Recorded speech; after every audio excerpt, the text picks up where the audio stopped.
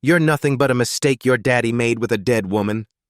Monica shoves the young black boy against the church hallway wall. Her white gown drags across the floor. I'm sorry, ma'am, I just... Shut your mouth. Manicured nails dig into black skin. 30 minutes from now, your daddy belongs to me. His money, his house, everything your dead mother left behind. Mine. 10-year-old Will trembles. Yes, ma'am. Once that ring is on my finger, you're gone. Boarding school. Far away. Her lips brush his ear. Your mama raised you weak. No wonder she's rotting underground. Tears roll down the boy's face. He says nothing. Monica smiles, walks toward the altar. Will stands alone, shaking. Then his jaw tightens. His hand slides under his jacket. 30 minutes later, this black boy runs into his dad's wedding screaming, "Don't marry her!" What he showed next made his dad call 911. Subscribe and stay until the end. The house on Maple Street sits in South DeKalb County, Georgia, where the suburbs fade into stretches of pine forest and red Georgia clay. Red brick walls, white wooden shutters, a magnolia tree in the front yard that blooms every April without fail, filling the air with sweetness. Wesley Davis's grandfather bought this house in 1968. He was one of the first black men to own property on this street, back when real estate agents still steered colored families away from certain neighborhoods, back when banks found reasons to deny loans to people who looked like him. He paid cash, $12,000 saved over 20 years of working 2 jobs. He didn't trust banks, didn't trust loans, didn't trust any system that could take back what a black man had earned with his own hands. 3 generations of Davis men have grown up within these walls. Wesley's father learned to walk on these hardwood floors. Wesley learned to ride a bicycle on this cracked sidewalk, his daddy running alongside him, hand on the seat. He kissed his wife Carolyn for the first time under the magnolia tree, junior year of high school. Their son William, Will, everyone calls him, took his first steps on the same floors his great-grandfather laid by hand, board by board, in the hot summer of 1969. 18 months ago, those same floors held the weight of grief. Carolyn Davis lay in a hospital bed at Grady Memorial, room 414. The cancer had started in her lungs, spread to her bones, then everywhere else. Her hand felt like dry paper in Will's small brown fingers. The machines beeped their steady rhythm. The fluorescent lights hummed overhead. Take care of Daddy for me, baby. Her voice barely rose above the mechanical sounds keeping her alive. He's going to need you. Promise me. Will nodded. He was 8 years old. He didn't cry. Not then. Not at the funeral 3 days later. Not when they lowered her casket into Georgia clay while the choir sang Precious Lord.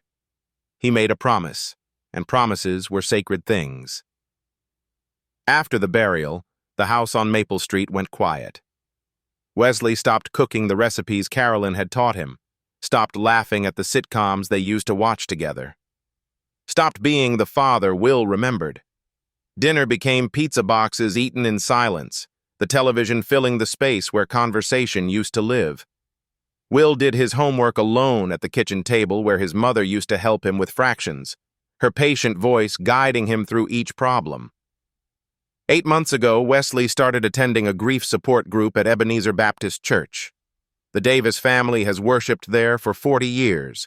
Baptisms, weddings, funerals, all the milestones of black Southern life marked within those brick walls.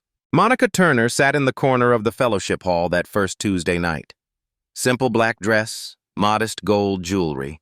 Her eyes glistened when she spoke about losing her husband 2 years prior. She understood Wesley's pain, she said. She knew what it meant to watch your whole world collapse and somehow keep breathing anyway. Wesley started talking to Monica after meetings. Coffee became dinners. Dinners became weekends. She laughed at his jokes, really laughed, head tilted back, hand resting on his arm. Monica moved in 4 months later. She rearranged the kitchen cabinets. She replaced the old curtains Carolyn had sewn by hand. She put Carolyn's photograph in the hallway closet. "Too painful for you to see every day, baby," she told Wesley. Will noticed things. Monica claimed she was an orphan. No parents, no siblings, nobody to invite to any wedding. She never mentioned her life before 2018. Her phone rang at odd hours. Wesley started complaining of stomach pains. Monica made him fresh lemonade every morning. "My grandmother's recipe. Drink up, baby." Everything felt like healing. Until Will noticed what no one else did. 2:14 in the morning. The house sleeps. Will wakes with his throat dry, tongue thick against the roof of his mouth. He slides out of bed and pads downstairs in bare feet, avoiding the third step from the bottom, the one that always creaks, the one his mother used to skip to when she came down for water in the middle of the night. The hardwood is cool against his soles. The kitchen light is off, but a voice floats through the darkness. Low, careful, secret. Monica. On the phone. Will freezes at the bottom of the stairs. He presses his back flat against the wall, holds his breath until his lungs burn, makes himself small and invisible. "Yes, this is Rachel." Monica's voice sounds different. The warmth is gone. The honey sweetness has curdled into something hard and cold. "The policy is still active, right? Good, good." A pause. He hears her fingernails tap against the granite counter. Tap, tap, tap. "Don't worry. It'll be soon." Will's heart slams against his ribs so hard he's certain she can hear it. "Rachel? Her name is Monica." "Monica Rachel Turner," she told them once when filling out some form, but she never uses Rachel, never introduces herself that way. Never. He hears her laugh. A short, sharp sound, nothing like the musical chuckle she performs for Wesley. The phone clicks off. Footsteps move toward the hallway. Will runs. He takes the stairs 2 at a time, his feet silent on the wood, slips into his room, pulls the covers up to his chin. His pulse roars like ocean waves in his ears. Sleep doesn't come. Not that night. Not for many nights after. Morning arrives, gray and humid, thick with the promise of summer storms. The kitchen smells like bacon grease and fresh coffee. Wesley sits at the table, scrolling through work emails on his phone. Monica stands at the stove, humming a hymn from last Sunday's service, the picture of domestic contentment. Will slides into his chair, pours cereal into his bowl with hands that won't quite steady. "Dad?" His voice comes out too loud in the quiet kitchen. Both adults look up. "Who's Rachel?" Wesley's eyebrows furrow. "What?" "Rachel. I heard Monica on the phone last night. She called herself Rachel. She was talking about some policy, and she said, 'It'll be soon.'" Monica turns from the stove. Her spatula drips grease onto the tile floor. She smiles, but something moves behind her eyes. Quick and calculating, there and gone in a heartbeat. "Oh, sweetie." She walks over, puts a hand on Will's shoulder. Her fingers press into the muscle, just firm enough to feel like a warning. "Rachel is my middle name. Monica Rachel Turner. I was just talking to the insurance company about adding your daddy to my policy." She squeezes once. "Nothing to worry your head about."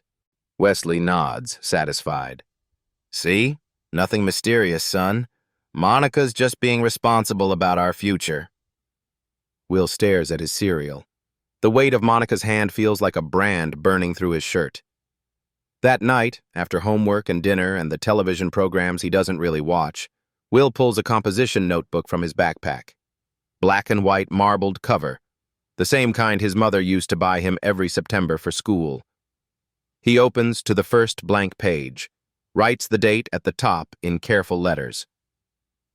June 12th. She called herself Rachel on the phone at 2:14 a.m. Said, The policy is still active, and it'll be soon. What policy? Insurance? Soon until what?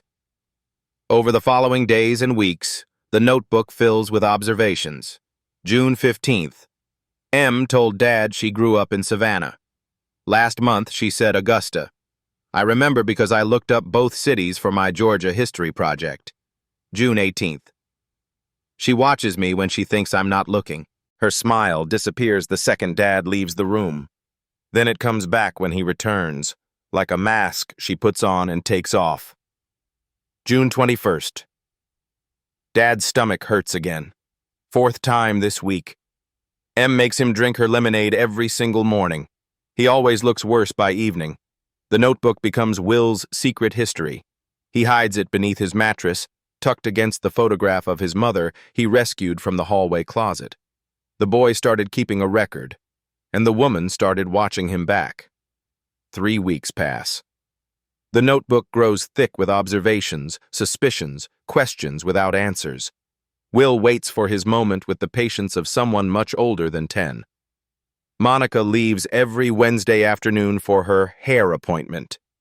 Always 3 hours, always alone, always returning with hair that looks exactly the same. Today, Wesley works from home. Will finds his father in the living room, laptop open on the coffee table, scrolling through wedding venue websites. White tents on green lawns, elaborate flower arrangements, string quartets in formal attire. The wedding is 8 weeks away. Dad, I need to talk to you about something important. Wesley looks up from pictures of destination venues in Savannah, sees the notebook clutched in Will's hands. What's that, buddy? Will crosses the room and sits on the old leather couch across from his father. The same couch his parents bought together when they first moved into this house, the one with the cigarette burn on the armrest from Uncle Jerome's visit in 1998. His hands tremble as he holds out the notebook. I need you to read this, please, all of it. Wesley takes the notebook with a puzzled half-smile, opens to the first page, reads. His expression shifts like weather changing. Curiosity becomes confusion. Confusion hardens into something else, something that looks like disappointment or anger. What is this, William? She's lying to us, Dad. I've been writing everything down. The phone call where she used a different name, the way her stories don't match up, the way she watches me when you're not around. You've been spying on her? Wesley's voice rises, filling the living room with sharp edges. On my fiancée? On the woman I'm going to marry? I'm not spying, I'm just paying attention. This is ridiculous. Wesley flips through the pages, his jaw tightening with each entry, each date, each observation. Insurance policies? Secret phone calls? Will, she's trying to be part of this family. She's trying to build something with us. She's trying to love you like a mother. The word hits Will like a physical blow, like a mother, as if anyone could replace Carolyn Davis. Dad, if you would just listen to me. The front door opens, keys jingle in the lock. Monica's voice floats in, bright and warm as Sunday morning. I'm back early, baby. The salon was absolutely packed, so I rescheduled for next week. She appears in the living room doorway. Her eyes sweep the scene. Wesley on one couch, Will on the other, the notebook open between them like evidence at a trial. Something flickers across her face, quick as lightning. Then the warmth returns. The smile. The mask. What's going on in here? Wesley exhales heavily. He holds up the notebook, waves it slightly. Will has been keeping notes. On you. He thinks you're hiding something from us. Monica crosses to Wesley, puts a manicured hand on his arm, leans into him like she belongs there. Oh, baby. Her voice drips with practiced sympathy, thick as honey. It's okay. He misses his mama. He's having trouble adjusting to all this change. I understand completely. She looks at Will. Her eyes are warm. Her smile is perfect. But underneath, Will sees something cold, something calculating. We'll work through this together, as a family. The word family lands like a stone dropped in still water. Wesley turns to his son. His voice has gone cold and distant. A voice Will has never heard from his father before. Apologize to Monica, right now. Will's throat tightens. But Dad, now, William.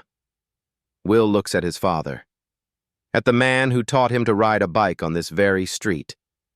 At the man who held him while he cried over scraped knees and lost baseball games. At the man who sat beside his mother's hospital bed until the very end, holding her hand, telling her everything would be okay. That man seems very far away now. No. The word hangs in the air like smoke. Wesley stands. Go to your room. And I don't want to hear any more of this nonsense, not another word. Do you understand me? Will walks upstairs. Each step feels heavier than the last, like climbing a mountain. Behind him, he hears Monica's voice, soft and soothing. He just needs time, baby. He'll come around. I know this is so hard for him. In his room, Will sits on the edge of his bed. He stares at his mother's photograph on the nightstand. Her smile, her kind eyes, the way she always knew when something was wrong. You would have believed me, Mama. 3 days of silence pass. Will avoids Monica. Wesley avoids Will. The house feels like a tomb. Then Will's phone buzzes. Unknown number. The timestamp reads 11:52 p.m. He opens the message. Stop digging or you'll lose your daddy too. Will's blood turns to ice water in his veins. He screenshots the message immediately, saves it to his iPad with shaking fingers, reads it again and again, each word burning into his brain. Lose your daddy too. The next week, Monica makes her next move. I think Will should go to summer camp, she announces over dinner, speaking to Wesley as if Will isn't sitting right there at the same table. There's a wonderful boarding program in North Carolina, 6 weeks in the mountains, fresh air, new friends, structured activities. He needs space to heal from losing his mother. Wesley nods slowly. Maybe you're right. He has been difficult lately. Will stares at his plate. The food turns to ash in his mouth. Monica wants him gone. Before the wedding, away from his father, unable to interfere. 4 weeks until the ceremony. 4 weeks to prove what he knows. The boy had one chance. He needed someone who would believe. Will remembers Denise Brooks, his mother's best friend since forever. They met freshman year at Spelman College in Atlanta. 2 ambitious young black women from small Georgia towns, both determined to become something bigger than the lives they were born into. They stayed close for 20 years, through graduations and first jobs and weddings and births and everything in between. Denise came to every birthday party Will ever had. She brought the best presents, always books, always exactly the right ones. She sat beside Carolyn through 6 months of chemotherapy, holding the basin when Carolyn couldn't keep anything down. She held Carolyn's hand in the final hours when the morphine took away the pain, but also the words. Now Denise works as a forensic nurse at Emory University Hospital. She examines evidence. She testifies in criminal trials. She knows how to find truth buried beneath lies and silence. Saturday morning. Will tells his father he's going to the public library to work on a summer reading project. Instead, he pedals his bicycle 5 miles through Atlanta heat, through neighborhoods he's never biked alone, all the way to East Atlanta Village. Denise's house is a yellow craftsman bungalow with a wraparound porch covered in potted ferns. Will arrives drenched in sweat, legs burning, chest heaving. He knocks on the yellow door. Denise opens it wearing lavender scrubs, clearly about to leave for a shift. Her eyes widen when she sees him. Carolyn's only child, standing alone on her porch, desperate and afraid. Will? Baby, what's wrong? Where's your daddy? Everything pours out of him like water from a broken dam. the notebook, the midnight phone call, Monica's different names and contradicting stories, the threatening text message, the lemonade, the stomach pains, the wedding rushing closer like a train. Denise doesn't interrupt. She doesn't smile indulgently or pat his head or tell him he's imagining things. She doesn't say he needs to give Monica a chance. When he finishes, she sits back in her kitchen chair. The ceiling fan turns slowly overhead, stirring the warm air. Tell me everything again. Slow, from the very beginning. Will tells her again. Every detail, every observation. Denise takes notes on a yellow legal pad. Her handwriting is neat and precise, professional. Your mama always told me you notice things others miss. Denise looks at him with serious eyes. She was so proud of that. Said you'd make a great detective someday. Something tight in Will's chest loosens. For the first time in weeks, he feels like he can breathe fully. Denise opens her laptop on the kitchen table, types Monica Turner, Atlanta, Georgia into the search bar. The results are sparse. A LinkedIn profile with minimal information. No Facebook, no Instagram, no digital presence before 2018. It's as if Monica Turner materialized into existence 5 years ago, fully formed with no past. That's unusual, Denise murmurs. Everyone has a digital history. She tries a different approach. Will shows her a photo of Monica on his iPad, captured at a family dinner. Denise uploads the image to a reverse image search. One result appears. An article from the Macon Telegraph, August 2019. A wedding announcement. Monica stands beside a black man in a tailored tuxedo. White flowers frame them. The caption reads, Gerald and Monica Foster celebrate their union at Mount Olive Baptist Church, Macon. Denise reads it twice. Foster, not Turner. Will leans forward. Who's Gerald? Denise scrolls through the brief article. Gerald Anthony Foster, 32, of Macon. Monica Foster, née Morrison, 31. Morrison. Denise writes the name down, circles it twice. Not Turner, not Foster, Morrison. Will's voice is small. Where is Gerald now? Denise opens a new browser tab. Types Gerald Foster, Macon, Georgia. The first result is an obituary. That question would lead them somewhere neither expected. The obituary fills Denise's laptop screen, black text on white background. Gerald Anthony Foster, 34, of Macon, Georgia, passed away peacefully on March 14, 2020, surrounded by loved ones. Gerald was a beloved son, brother, and husband who touched many lives with his kindness and generosity. He is survived by his loving wife, Monica Foster, and his devoted sister, Lisa Foster of Macon. Services were held at Mount Olive Baptist Church. In lieu of flowers, donations may be made to the American Heart Association. Cause of death, cardiac arrest. Will reads the words 3 times, his finger tracing across the screen. He was only 34. That's younger than my dad. Denise scrolls through the obituary again. Her forensic training shows in the way she processes information, systematically, clinically, without letting emotion cloud her analysis. Healthy 34-year-old men don't typically die of sudden cardiac arrest, not without warning signs, not without a documented history of heart problems. She navigates to the Bibb County Superior Court website. Georgia maintains extensive public records online: civil cases, property records, marriage licenses, divorce decrees. Anyone can search them if they know where to look and what to look for. The results load in seconds. Case number 2020 CV 4412. Lisa Foster, plaintiff, versus Monica Foster, defendant. Civil complaint filed April 2020, exactly 1 month after Gerald's death.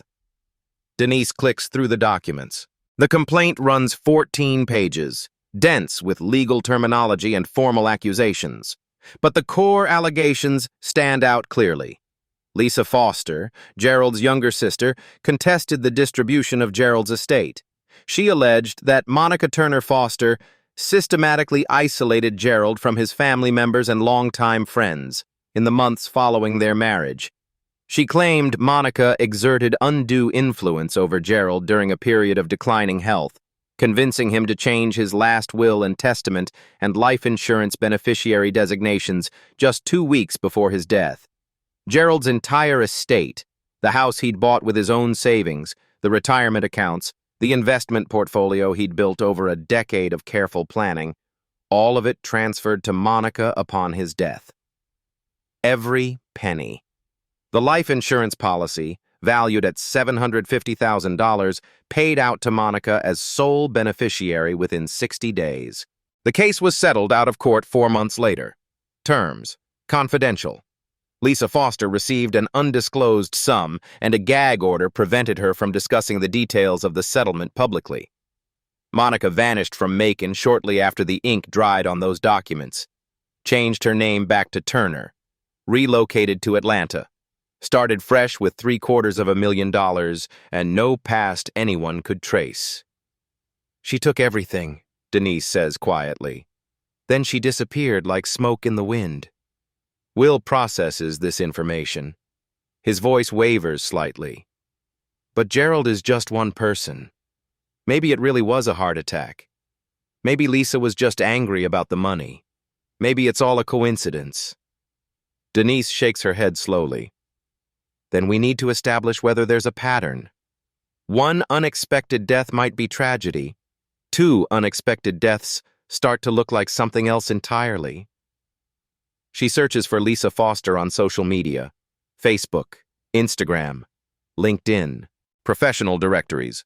Finds her within minutes, still living in Macon, working as an elementary school teacher at a public school, posting photos of her classroom and her students.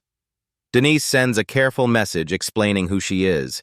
Carolyn Davis's closest friend from college, reaching out because of serious concerns about Monica Turner and another potential victim. Lisa responds within the hour. Her message is brief but electric. I've been waiting 3 years for this call. I've been waiting for someone to finally believe me. When can we talk?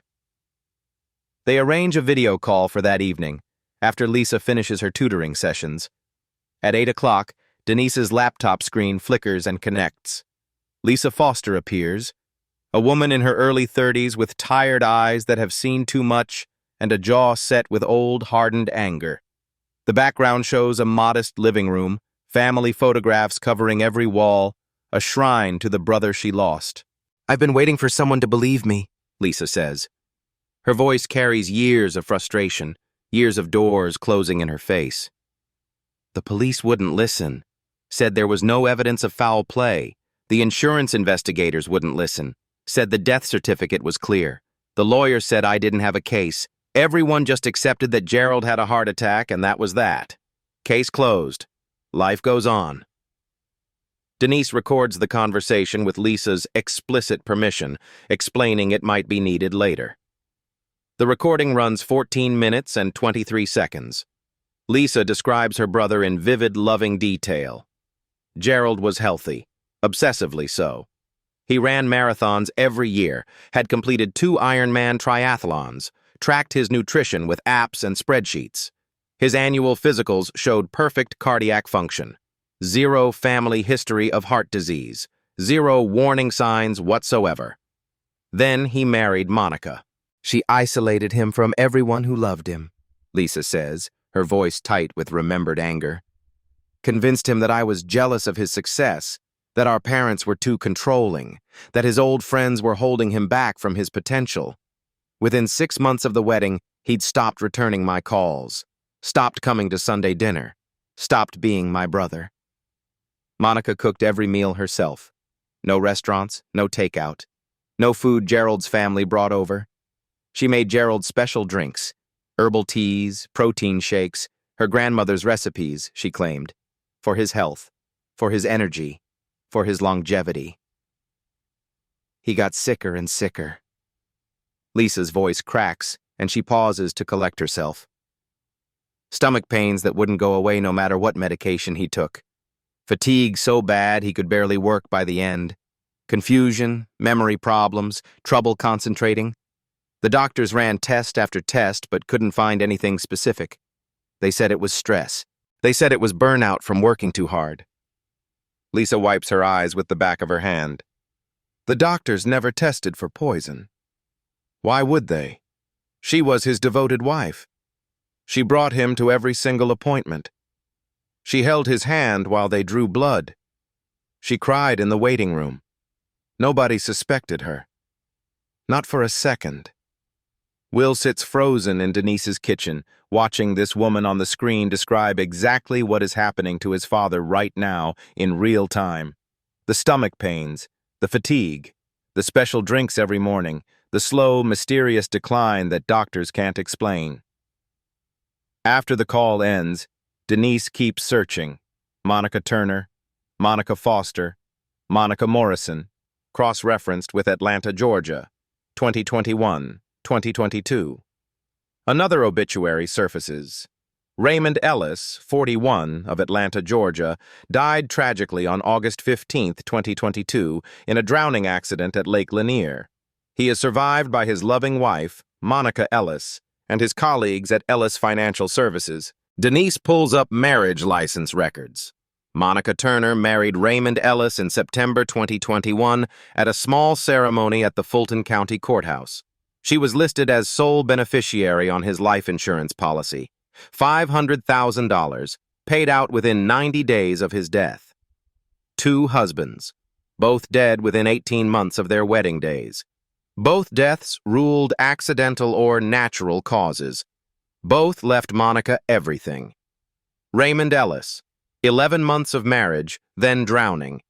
Gerald Foster, 14 months of marriage, then cardiac arrest.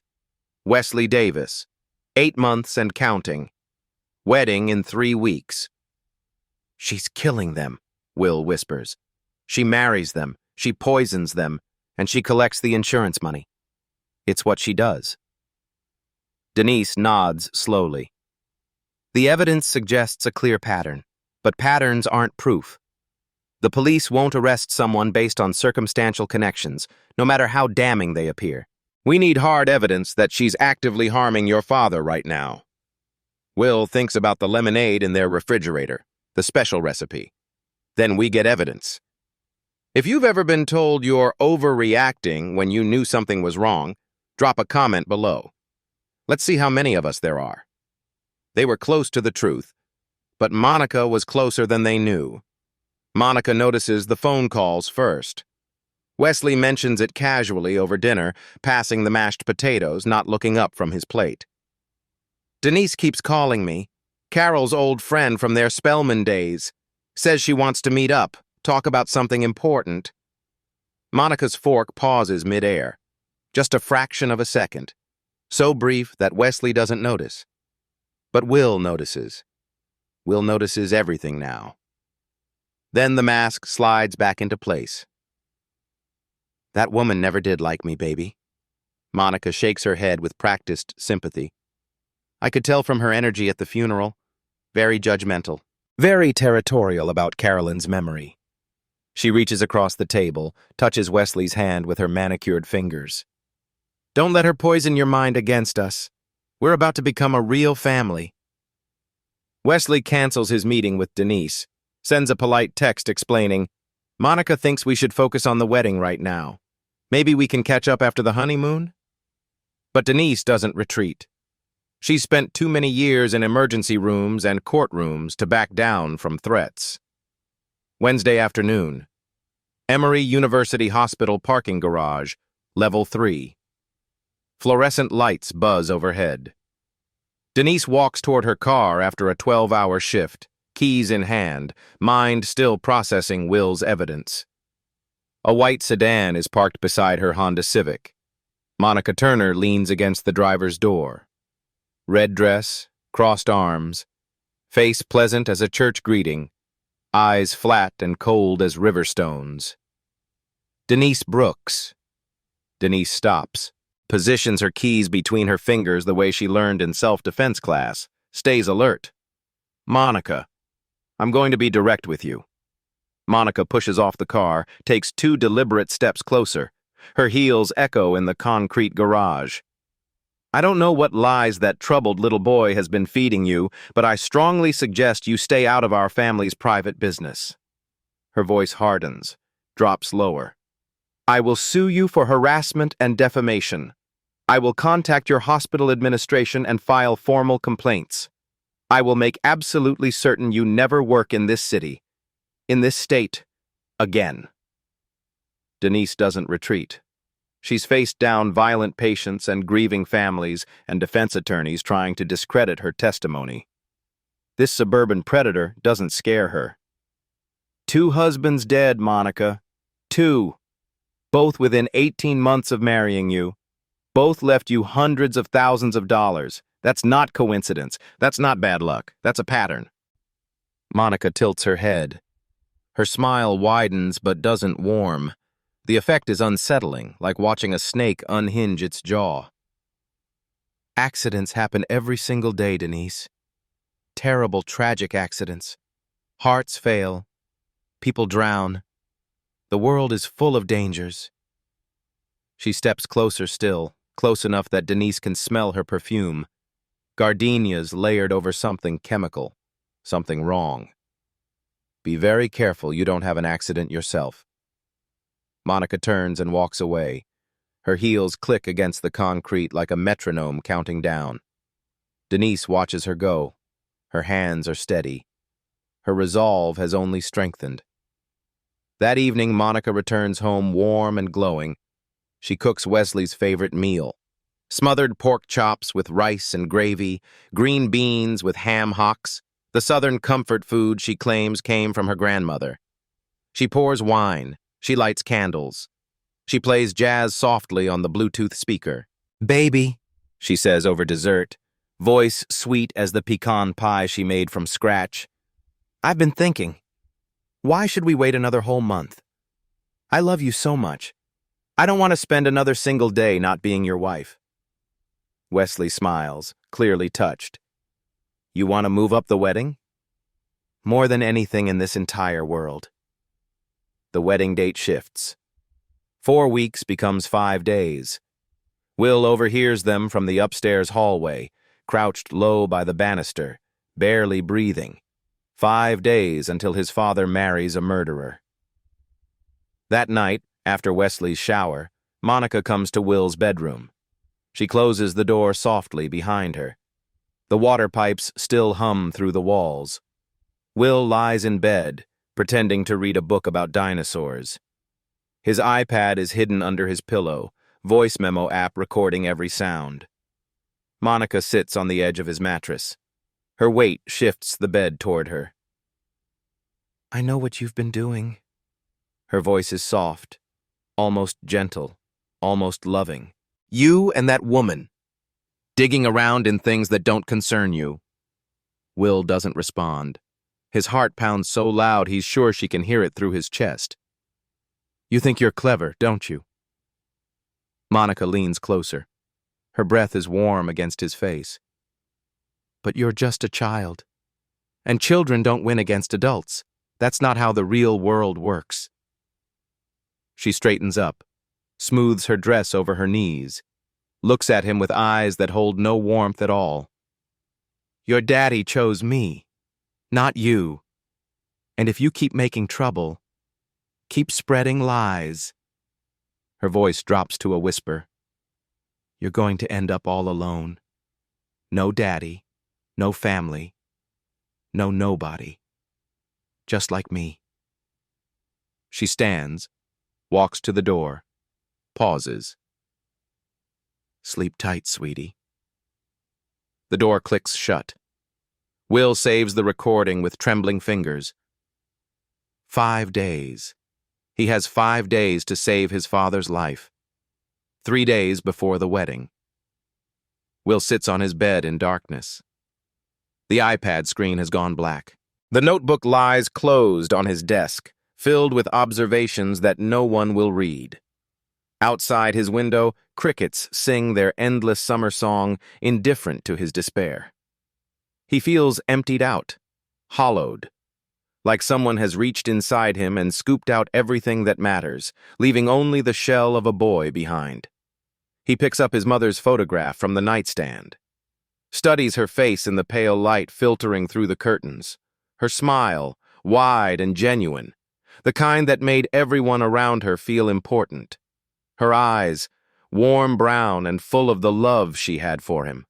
Her hand, resting on his shoulder in the picture, steady and sure, and always there when he needed her.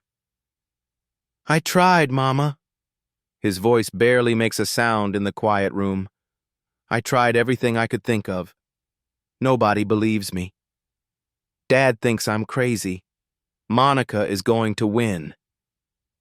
He remembers her last days with painful clarity.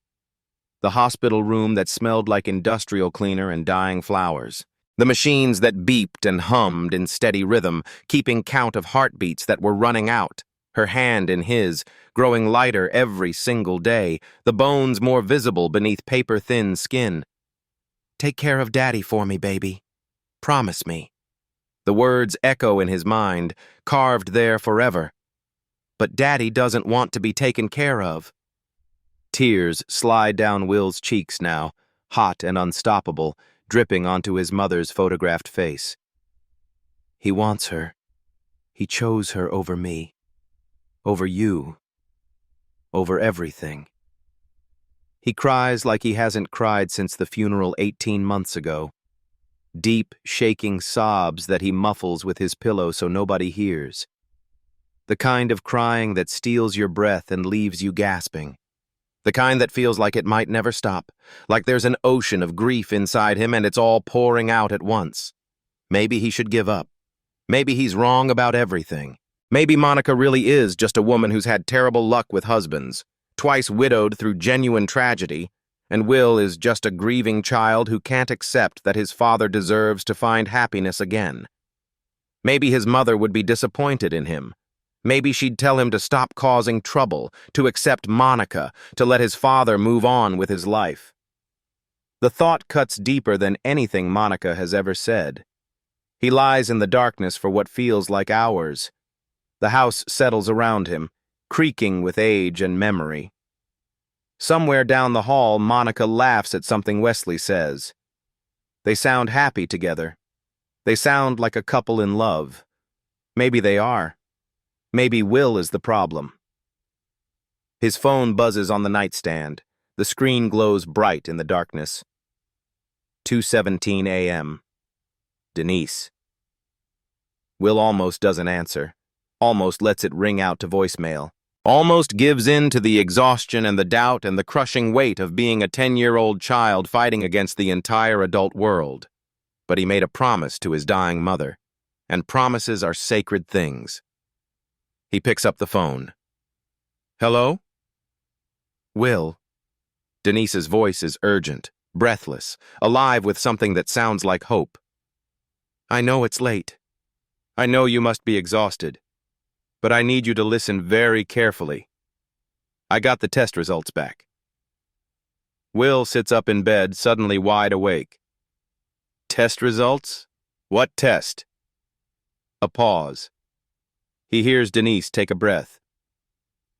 "Last week, when I came to your house for dinner. Remember? Monica wasn't home yet."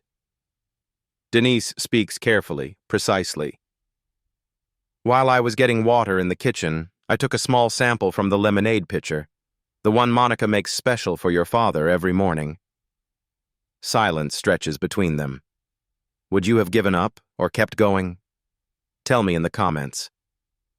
The results came back an hour ago, and they changed everything. Denise reads the toxicology report over the phone, her voice steady and clinical. "Ethylene glycol, detected in the sample. Concentration is low, consistent with gradual, chronic exposure over a period of several months." Will grips the phone so hard his knuckles ache. "What does that mean? What is ethylene glycol?" "It's antifreeze, Will. The green liquid people put in car radiators to keep engines from overheating." Denise's voice is calm, but carries the weight of what she's saying. "It has a sweet taste, almost like candy. You can't detect it in something like lemonade or sweet tea. In small doses taken regularly over time, it destroys your kidneys and your liver. It mimics other medical conditions: fatigue, stomach pain, nausea, confusion. Doctors miss it constantly because they're not looking for it. Will thinks of his father, the endless stomach pains that no medication could fix, the bone-deep tiredness that sleep never cured. The way Wesley has looked thinner, grayer, older with each passing week. She's poisoning him. Yes, slowly and deliberately. The same way she likely poisoned Gerald Foster, the same way she probably poisoned Raymond Ellis. Your father is next on her list, and the wedding would seal his fate. Will is already out of bed, pacing the small length of his room in the darkness. We have to call the police right now. Tonight. They have to arrest her before the wedding. Denise sighs heavily. I already called Detective Harris at Atlanta Police Department, told him everything we've found. And? He said the sample could be contaminated. I collected it from your refrigerator without authorization, without proper chain of custody, without documentation. A defense attorney would tear it apart in court. He said he needs more concrete evidence before he can make any arrests. The wedding is in 3 days! Will's voice rises with panic, cracking on the last word. I know. Believe me, I know. Denise sounds as frustrated as he feels. The system moves slowly, and Monica moves fast. She's been doing this for years. She knows how to stay ahead of suspicion. Will stops pacing, stands at his window, looking out at the dark street, the sleeping houses, the magnolia tree his mother loved standing silver in the moonlight. An idea forms. Dangerous, desperate, maybe crazy. What if I show Dad everything at the wedding? What do you mean? In front of everyone, all the guests, all the witnesses, all the people who've known our family for years. If I play the recordings, show the documents, explain the pattern, she can't lie her way out when 200 people are watching and listening. Dad will have to believe me then. Will, that's extremely risky. She's dangerous. She's already threatened both of us. If she realizes what you're planning, I don't care. His voice is steady now, certain, clear as a church bell. I promised Mama I would take care of Dad. If I don't stop this wedding, he'll be dead within a year, just like Gerald, just like Raymond. Silence on the line. Then, you are the bravest person I have ever known, child or adult. Your mama would be so proud. Denise has one final card to play, a friend who manages the CVS pharmacy on Candler Road. If Monica bought antifreeze there recently, we'll have video evidence. 2 hours later, Denise calls back. I found it.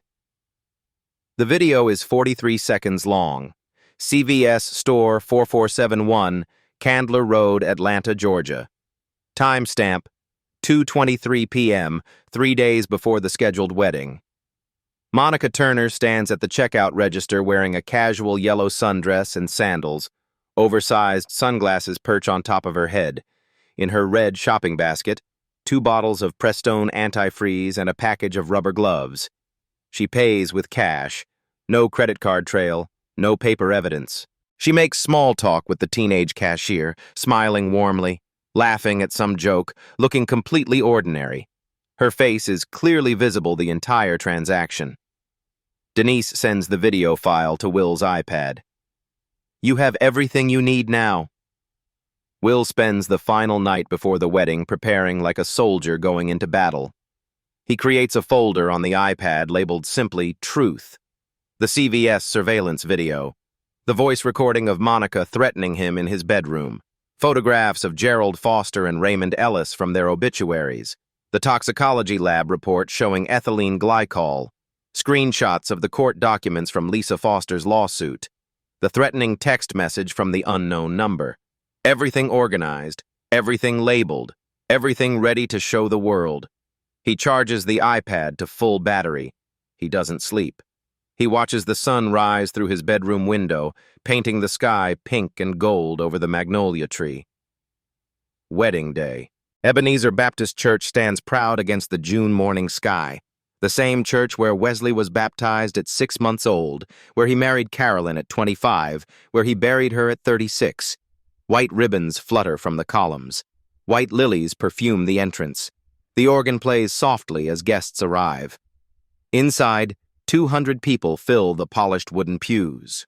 Wesley's co-workers from the engineering firm, college friends from Morehouse, family from South Carolina and Alabama, neighbors who've watched Will grow up on Maple Street. Will wears a small gray suit his father bought specially for the occasion. Wesley adjusts Will's tie in the groom's preparation room, both of them reflected in the old mirror on the wall. "This is a new beginning for our family, son." Wesley's eyes are bright with hope, with love, with the promise of happiness after grief. "You'll see. Monica is going to be wonderful. We're going to be okay." Will says nothing. The iPad is hidden inside his jacket, heavy against his ribs. The ceremony begins. Wesley takes his position at the altar, standing tall beside the pastor with the white leather Bible. The organ swells into the wedding march. Monica appears at the end of the aisle, white gown flowing behind her like a river of silk, white veil covering her face like a shroud, white flowers trembling in her hands. She looks radiant. She looks perfect. She looks like a woman deeply, truly in love. She walks toward Wesley, step by measured step. Will slips out the side door, removes his dress shoes and socks. Bare feet run faster, quieter. The iPad is in his hands. The pastor's voice carries through the sanctuary, solemn and sacred. "Dearly beloved, we are gathered here today in the sight of God to witness the union of Wesley James Davis and Monica Rachel Turner in holy matrimony." Monica reaches the altar, takes Wesley's hands in hers, lifts her veil to reveal her smiling face. Will pushes through the main doors with all his strength. "Don't marry her!" Every head in the church turns. The organ chokes into silence. Monica's smile freezes solid. Will sprints down the aisle. His bare feet pound against the carpet. He passes his grandmother clutching her pearls, passes his uncle standing half-risen from his pew, passes everyone who never asked the questions they should have asked. He reaches the altar, holds up the iPad like a shield, like a weapon, like salvation. "Watch, Dad. Please, just watch." He presses play. And then Wesley Davis reached for his phone. The CVS video fills the iPad screen. Monica Turner, 3 days ago, buying antifreeze and rubber gloves. Her face unmistakable. The timestamp clear. Whispers ripple through the congregation like wind through a wheat field. Monica's voice cuts through the murmurs, sharp with desperate denial. "That's not... I bought that for my car. The radiator was overheating. It's completely innocent." Will opens the next file, the voice recording from his bedroom. Monica's own voice echoes through the sacred space, bouncing off the vaulted ceiling. "Your daddy chose me, and if you keep making trouble, you'll end up all alone. No daddy, no nobody, just like me." Gasps, hands covering mouths. Someone's grandmother crosses herself. Will opens the final file. The toxicology report, the lab seal visible at the top. "She's been poisoning your lemonade, Dad, for months. The same way she poisoned Gerald Foster in Macon. The same way she poisoned Raymond Ellis at Lake Lanier." His voice rings clear through the silent church. "You're next." Wesley stares at the screen, at the evidence, at his son. His face cycles through disbelief, confusion, horror. He looks at Monica, at the woman he was about to marry, at the woman who made him lemonade every morning with her own hands. "Monica, what is this?" Wesley pulls his phone from his jacket pocket. His hands tremble as he dials 3 numbers. 911, what's your emergency? 200 guests sit frozen in the pews. Nobody speaks. Nobody breathes. My name is Wesley James Davis. His voice cracks, but holds. I'm at Ebenezer Baptist Church on Auburn Avenue in Atlanta. I believe my fiancée has been poisoning me, and I believe she has murdered at least 2 other people. Monica runs. She gathers her white dress in both fists and bolts toward the side exit, abandoning her bouquet on the altar steps. Her bare feet slip on the polished wood floor. She slams through the exit door and stops. Denise Brooks stands in the doorway, arms crossed. Behind her, 2 uniformed Atlanta police officers. Detective Harris steps forward, gold badge catching the light through the doorway. Monica Turner, you are under arrest for attempted murder, insurance fraud, and suspicion of 2 counts of homicide. You have the right to remain silent. The handcuffs close around her wrists. Monica's face contorts with rage. The mask finally completely shatters. This is insane. I am innocent. That child has been trying to destroy me since the day we met. Detective Harris guides her back through the church, down the aisle she walked in white just minutes ago, past the guests who came to celebrate her triumph. Wesley descends the altar steps and walks toward Will. Father and son face each other. You knew. Wesley's voice breaks completely. You tried to tell me, and I didn't listen. Will's eyes fill with tears. Mama told me to take care of you. Wesley drops to his knees and pulls his son into his arms, holds him tight, sobs into his shoulder without shame. I'm sorry. I'm so sorry. 1 week later, Fulton County Superior Court. Wesley's blood tests confirm early-stage ethylene glycol poisoning. Prognosis with treatment. Full recovery. Gerald Foster's body is exhumed. The new toxicology matches. The grand jury indicts Monica Turner on 2 counts of first-degree murder and 1 count of attempted murder. The woman in white was finally seen for what she truly was. 3 months later. The house on Maple Street looks different now. Cleaner, brighter, alive again. The magnolia tree has shed its spring blossoms, and thick green leaves shade the front porch where Wesley's grandfather used to sit. Father and son occupy that porch in the evening light, rocking chairs creaking softly, 2 glasses of sweet tea sweating in the summer heat. Real tea. Nothing added. Nothing hidden. Nothing to fear. I should have believed you. Wesley stares at the street where he learned to ride a bicycle, where he kissed Carolyn for the first time. From the very first day you came to me. Will shrugs with the simple wisdom of children. You believe me now. That's what matters. Inside, the kitchen has been restored to itself.